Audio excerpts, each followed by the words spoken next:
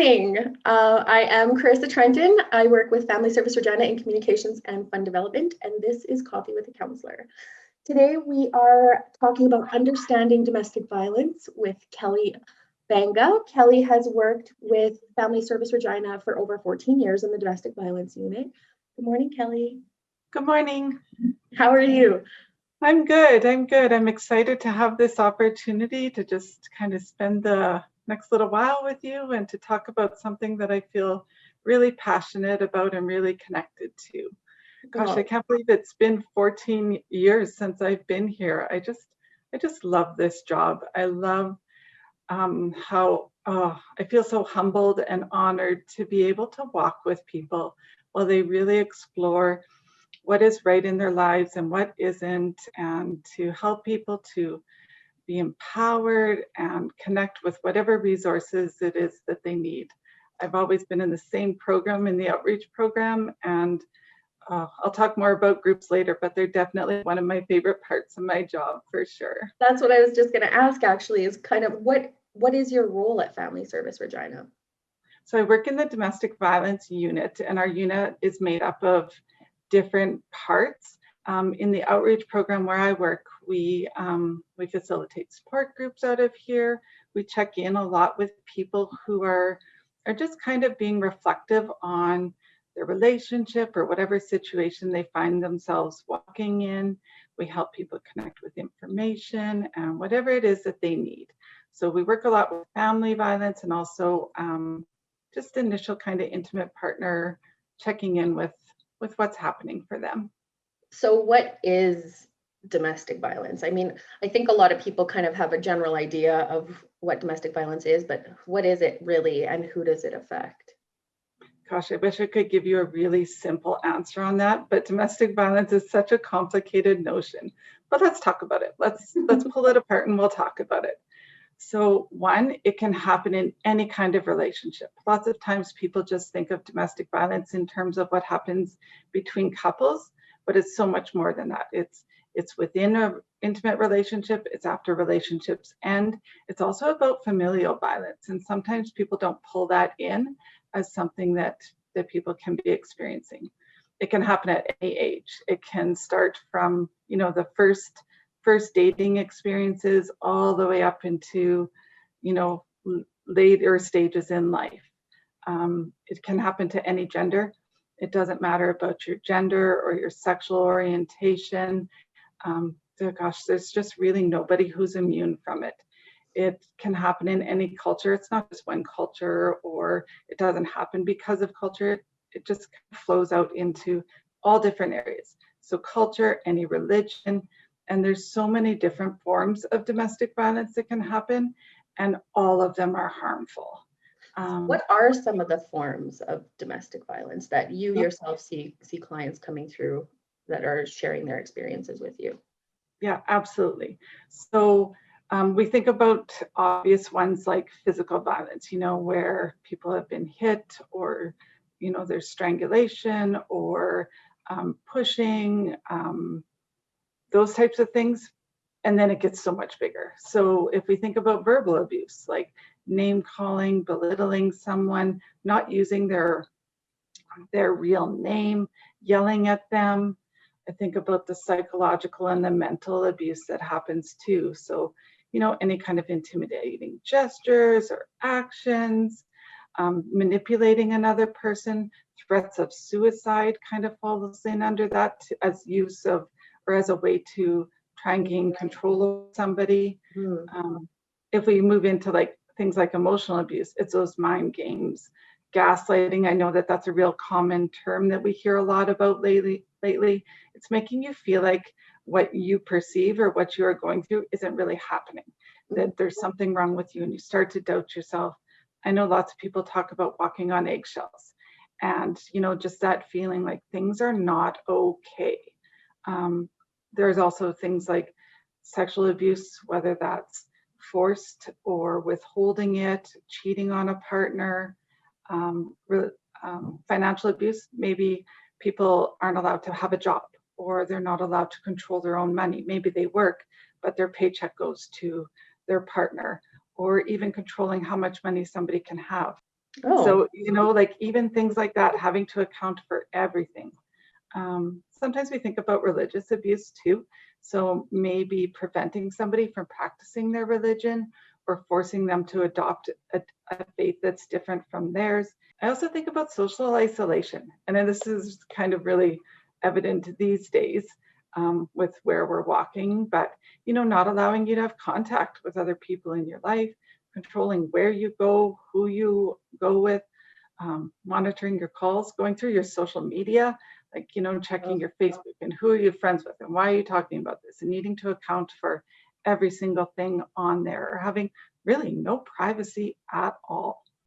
It even kind of flows out into like different kinds of cultural ways where maybe they use extended family to oppress a partner, or we have a lot of newcomers coming to our country and our city, and that's awesome.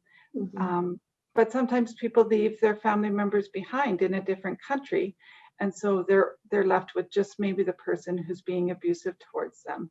And sometimes threats of harm are made to maintain that control. Like, if you don't do this, what's going to happen to your family member back home? I know. It breaks my heart sometimes too, if we think about how kids are pulled into abuse. So if we were to link cultural abuse in children, sometimes we've seen where a relationship breaks down and a 12-year-old son is left in charge of the family. So any kind of child support or spousal support or any kind of financial payments go through a child. Oh, wow. That's a large responsibility for a kid. Yeah, it's a heavy burden on that child. It's also a heavy burden on that mom to think, I'm still not in control of my life. And so cultural can definitely come into play. I know I've worked with some people where their family has come here and the children or the teens are wanting to experience and adopt and participate in different kinds of culture, and that is restricted. And so it's not to say it happens in every culture, but there's definitely a component there. Sometimes even if we think about the kids, how abuse is continued after a relationship ends, or even threats that if you leave me, I'll call child protection, or if you leave me, I'll get custody of the kids and you'll never see them again.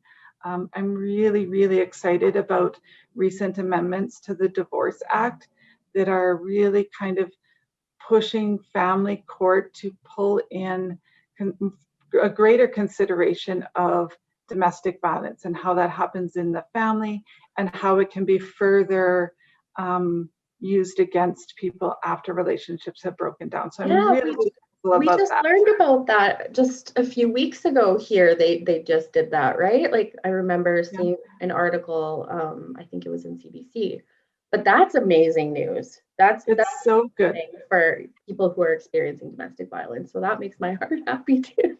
Me too. And there was an email that was just circulated that I was just kind of reviewing a bit yesterday. It's a national kind of attempt across Canada to create a help tool, they're calling it, to give out to judges and lawyers as kind of a guide to support them in walking with victims of domestic violence and recognizing the bigger picture and not just being so focused on specific things, but really, which I think is super helpful and has been needed for a very long time. It's so kind of like trauma-informed judges, right? Or trauma-informed lawyers.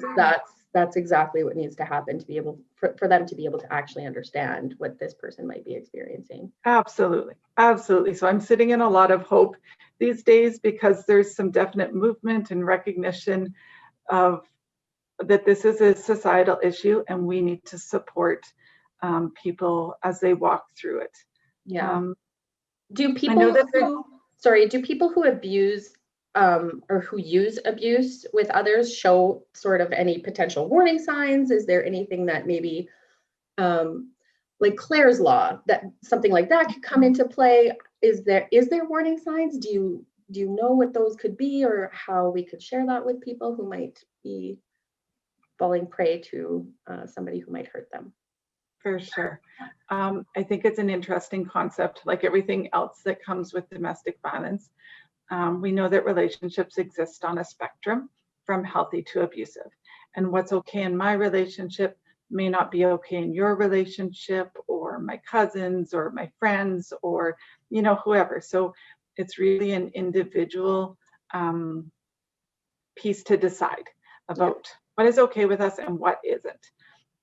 One thing to think about with warning signs is we all have that. We have that kind of gut instinct, or that feeling sometimes that I need to pay attention to this, or maybe this isn't quite right, or just kind of understanding that. And sometimes we push that down to our toes and we just kind of ignore it.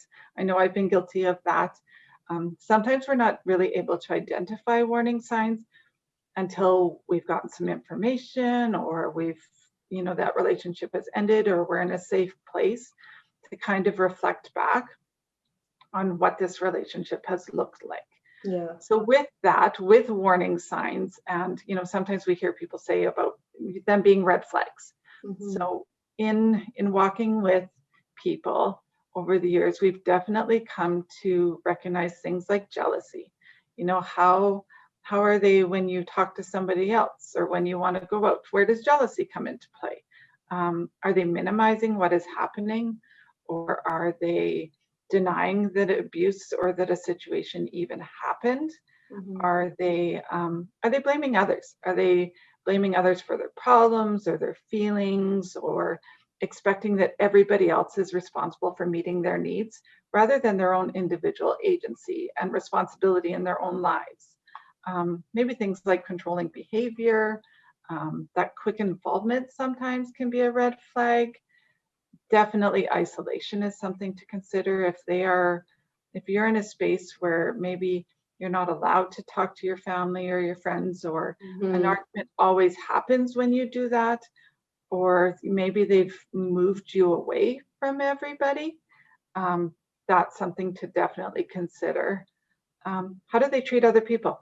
Are they kind? Are they cruel? Are they judgmental? How do they treat, or what is their attitude towards other people in the world? How do they treat children? Things to be mindful of. Even with that, how do they treat pets? Curious things, just like a general sort of attitude. I don't know if you've ever heard people say about this Dr. Jekyll, Mr. Hyde. And I think knowing or recognizing that gender can happen to absolutely everybody, I think that we can kind of shift that language to say, are they this one way with you and a different way with everybody else? And you're kind of like, who is this person? Or questioning this switch in their personality and their behavior. It's something to pay attention to. I also think about past abusive relationships. If you're with somebody who has had a prior abusive relationship where, maybe they've been charged, or, you've heard stories about them being more like the aggressor, be curious about that. Pay attention to that. Yeah. Have they done some work to get themselves some help, or how have they walked in that? Just because you identify something as a red flag doesn't mean you're going down this path of being in an abusive relationship. It's just about saying, what do I think about this? How do I feel about it? Right. Really connecting with yourself. And you mentioned Clare's Law earlier. Yes. And I think that's such a valuable tool. So for anybody who doesn't know about Clare's Law, it came out of England and Wales back in 2014, where this woman by the name of Claire Wood was a victim of homicide by her partner. And through kind of reviewing it, it was discovered that police had known about his violent history, and she was never warned. Yeah. And so how do we support people in, if they're having that gut feeling, is there an option to be able to support people in finding out, does my partner have some stuff that I don't know about, but that maybe I should know about? So in June of last year, so 2020, the Saskatchewan government adopted Clare's Law, and it was just announced yesterday that the RCMP have now adopted it, or have been able to further come on board with it. So in bringing this, I know, so good, lots of hopeful things. So in in bringing this legislation to Saskatchewan, the RCMP were a part of that process all the way along. They just had to make some internal adjustments, I think. But now a victim or any person who is thinking that maybe my relationship is not okay or has concerns about their partner, they can go into any police detachment and they can say that they want to make a Clare's Law application. And so it's exciting because Saskatchewan's the first province to do that. So yay for us. I know. So good. So how does the application process work? So what if somebody, might not be actually with that person, but they're just curious and they want to go and, how is that kind of filtered out? Yeah, so they definitely have a screening process over or in all of the police detachments. So if I'm concerned about somebody that I'm dating, I can go into the police service and I could say, I'm in this relationship. I'm a little bit concerned by some of their behavior. I'd like to make a Clare's Law application. So then they have all front desk officers are trained to do that. They pass it or they start that application. It gets forwarded on to a designated person with the Regina or with the police service who kind of collects all of that information and then takes it to a review committee. Actually, two of my coworkers and your coworkers here sit on that community or that committee. And so they kind of evaluate this person's history, and then that designated officer and usually a victim services worker will meet with that person to provide not necessarily the details of their history, but kind of a scaling of how worried or how concerned or mindful they should be about that relationship. It's also an option where if, let's say, your best friend is in a new relationship and you are concerned for your best friend, you can go in and make a Clare's Law application. So it doesn't just have to be about, an individual person in that relationship. So there's a right to ask and a right to know kind of thing that they follow. And I mean, there's some parameters around it, but it's great that we have this to support people as they're checking in with themselves about those warning signs for sure. Yeah, I agree. And so this might be of concern to somebody who might be, having concerns or experiencing red flags within their relationship. But would there be a way for that person or that partner to find out if they were kind of being looked into in that way? I think that might be a concern for somebody who might be experiencing those things. Yeah, to my knowledge, the person that they're looking into isn't informed of that, or that a Clare's Law application has been made. Okay, good. I think that's really good to let people know. So, absolutely. Why do some people who might be experiencing abuse in a relationship return to those relationships if they do ever find the courage to leave? Because we hear that people go back, I think on average of 7 times to a toxic relationship. So I'm curious, why do people return, or why do people stay? It can be a really puzzling thing for people kind of on the outside, or people who aren't, in the middle of that chaos. And there's definitely not an easy, couple of word answer to that. I think that there are barriers to leaving or why people return. I mean, even if we just thought about gender, if you're a man who has been experiencing domestic violence by a female partner, and we have lots of expectations about what it is to be a man and, that kind of stuff, it can be really intimidating or really perhaps embarrassing, if I could use that word, or it can be a huge risk to say, for sure, to say, I've been abused by my female partner. Or to walk into the police station or to tell a friend or to even connect with our program, there can be some real fear with that. I also think about, if you're a member of the LGBTQ2 community and maybe you're not out, if I can say that word. And so if you're in an abusive relationship, maybe there's been a threat of, if you leave me, I'm going to tell everybody. Yeah. Or, they're already perhaps facing some victimization and judgment based on the path that they walk. And now you add in domestic violence. It's one more way that they're further marginalized, perhaps. I think about the cycle of violence. Lots of times after an explosion or a violent incident, there's this period of calm or remorse or reprieve where, maybe promises are made or you kind of reconnect with that person. And so you have hope that it's going to change or that they're going to change. So you stay. And that's reasonable, right? Nobody enters a relationship thinking that this is what's going to happen. And so there's also that impact over time. Maybe they've had multiple abusive relationships, or maybe that's all they've known. Maybe they grew up in a home where there was domestic violence.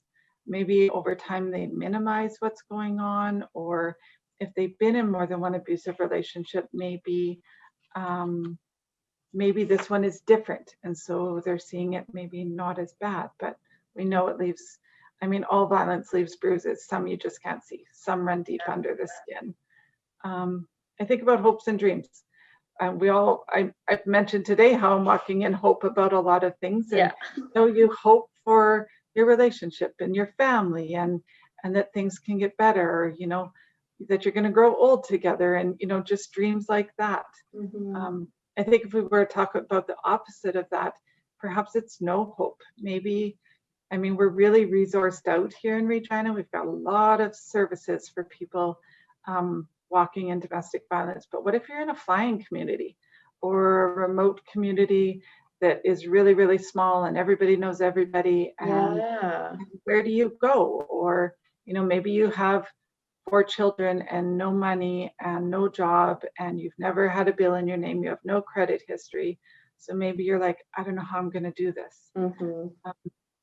I think sometimes there's shame or embarrassment.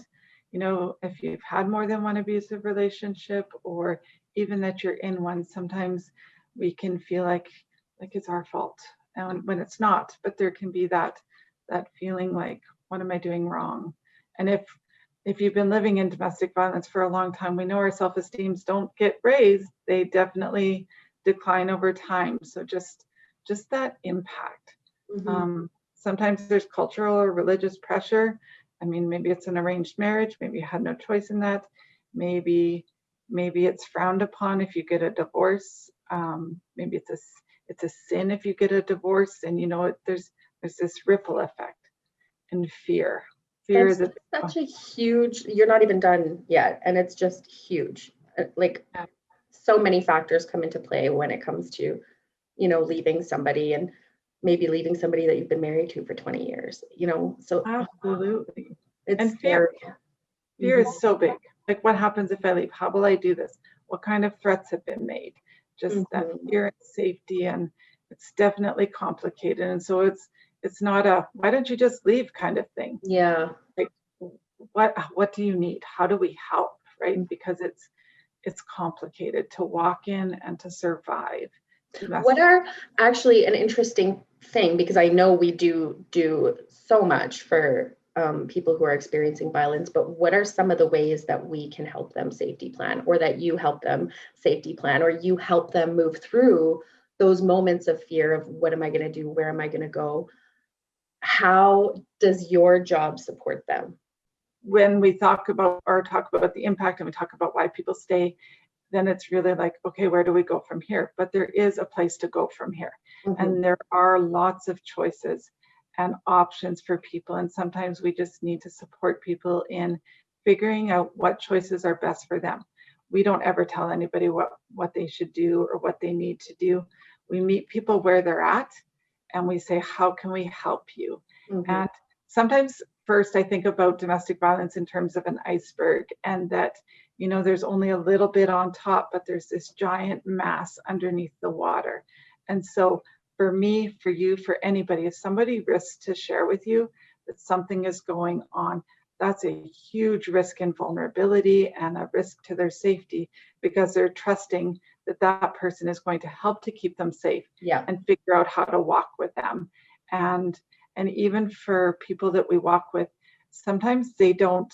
There's people that I've known for the length of time that I've been here off and on, and I'm still hearing new pieces of their story as they remember, as they heal, as they feel safe to talk about it. So how do we help? So our domestic violence unit, we're a specialized victim services program in the province of Saskatchewan. So we respond to anything that has to do with interpersonal violence that the police deal with. So most of our referrals come through them, but it's also not complicated to refer to us. Actually, all people have to do is call the phone number for Family Service Regina and say, I'd like to speak with somebody in the domestic violence unit, and they're connected with somebody right away. Yeah. I love that our program doesn't cost anything. It's free, it's voluntary, it's client directed. So it's really about how long a person wants to walk with us. We'll walk with them. So they decide, and it can be intermittent. It can be, 5 years ago, and they'll just call me up and say, hi, Kelly, I need some help. And I'll be like, okay, what can we do? And so we definitely, safety is something that's a part of every single conversation that we have with people. If they're not safe, then they definitely don't want to hear me talk about groups or counseling or anything else. So safety, talk about that first. And we recognize that lots of people are still in a situation that they're just trying to understand. Yeah. And so we will give them information. We'll help to develop a safety plan, whether they're still in this situation or they've left or they've been gone for a period of time. I mentioned about cultural and newcomers before. And so we have the ability through this program called Can Talk, where if somebody's first language isn't English, we're able to connect with them with a safe translator that they don't know, that isn't in our community, that's somewhere in North America. It doesn't cost them anything. It doesn't cost us anything, because thank goodness the Ministry of Justice pays for that. Yes. We can help people to make decisions that are informed and that they can fully understand. That's important. I love that. Yeah, for sure. We help people with housing or shelter if they're involved in the criminal justice system, from reporting to the police if they want to, having injury photos taken, letting them know what's happening with the investigation, if charges do get laid, making sure that, or if charges are laid, making sure that they know what happens at each and every court appearance, giving them copies of things like protective conditions, if they should have to go to court, if they've been subpoenaed, we will go with them. We'll go with them to the police station. We'll go with them to the courthouse. They don't have to walk that alone. And it's always done in a way that is best for that person that's going through that experience, right? Like you guys have different ways of contacting them. So whether, maybe the phone isn't safe, or maybe the landline isn't safe and they have a mobile phone, or maybe they don't have internet service or a mobile phone, but sometimes they can go to the library and receive a message or an email, right? Like, for sure, we're going to find whatever way that we can to connect with people and whatever way that is safe for them. I've had people where I've just checked in with them at work through their work email because it wasn't safe for me to call their house. We also have 2 coworkers who are part of the Domestic Violence Treatment Option Court. So anybody who has a partner going through that treatment court, we sit on a team, and we're definitely connected with our community so that we can help to optimize supports for clients and not to duplicate them. We also facilitate some groups, which is a hat that I wear and that I absolutely love. So we have a group called Insight that's free. It's offered 3 times a year. It's all about working on our own selves and our personal growth and connecting with us and recognizing where we have some power and just helping people to learn who they are right now and to work through some of the things that they've been through. We also have a group called Connect that we meet over Zoom on Wednesday nights, and we meet in person on Monday nights. So recognizing that sometimes, or not sometimes, it's really important for people to know they're not alone, and to have a community around them where people don't judge them. They don't have to justify anything. They don't have to explain anything. They can just get some information, be around people who just say, I've got you, I'm walking with you. It's so powerful when they support each other and they give each other feedback and resources. And I sit back and I watch the magic and the connection happen. I just feel so rewarded at the end of every, oh my gosh, I'm so excited for people to just know that they don't have to figure this out alone, and it doesn't just happen to them. Yeah, you can see it on your face whenever you talk about your girls. I guess too, through our agency, we have like a lot of options for counseling. We have the young parent program.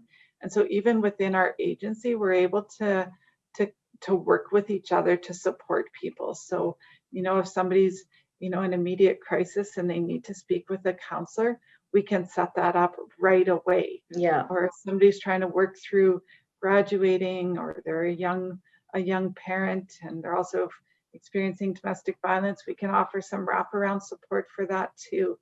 So how has COVID-19 impacted people experiencing domestic violence? Because I think that this is something that's been talked about a lot in the media, but in the very beginning of COVID. But now we're kind of, a year in already, and you guys have kind of probably collected a little bit more data surrounding, intake. So I'm curious how the pandemic has affected people. For sure. So if you pay attention to the news, we know that Saskatchewan has some of the highest rates of domestic violence in all of Canada.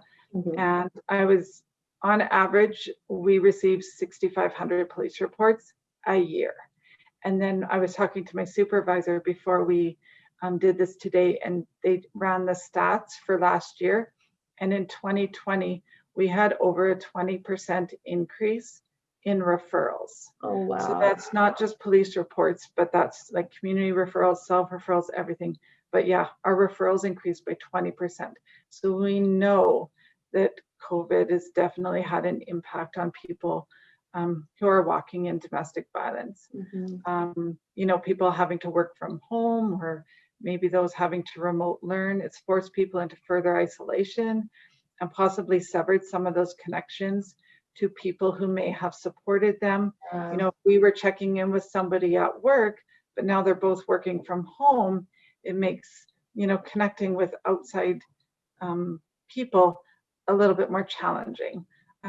Something else I've heard a lot from people that we're walking with is, maybe they're in a safe place, they're no longer in that abusive relationship, but their trauma is being re-triggered because now they're remembering with, being isolated, not being, having somebody else kind of dictate what they can do. Regina's kind of on a lockdown right now, so not having any choices or feeling like they don't, or that they're being controlled, is kind of elevating that past trauma. Their body is remembering some of that trauma. And so, just needing to be really mindful of taking care of themselves and grounding themselves, and knowing that it's understandable that those things are reemerging. Yeah. I also think about maybe children who are remote learning, or, when school shut down last year and everybody was back at home, that also impacts kids' opportunities for safe connection or reaching out for help or things like that. So COVID has definitely had an impact, that's for sure.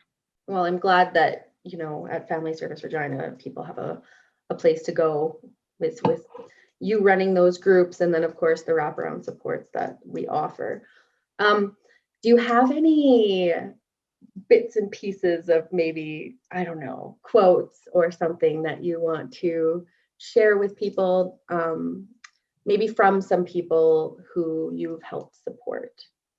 I love that you've asked that. I really try to pull in survivors' voices, because I was in the group that we were doing last night. We were talking about how important it is not just to see somebody as a victim, but really to recognize their strength and their survival, and how strong and resourceful they've had to be to get through to where they are.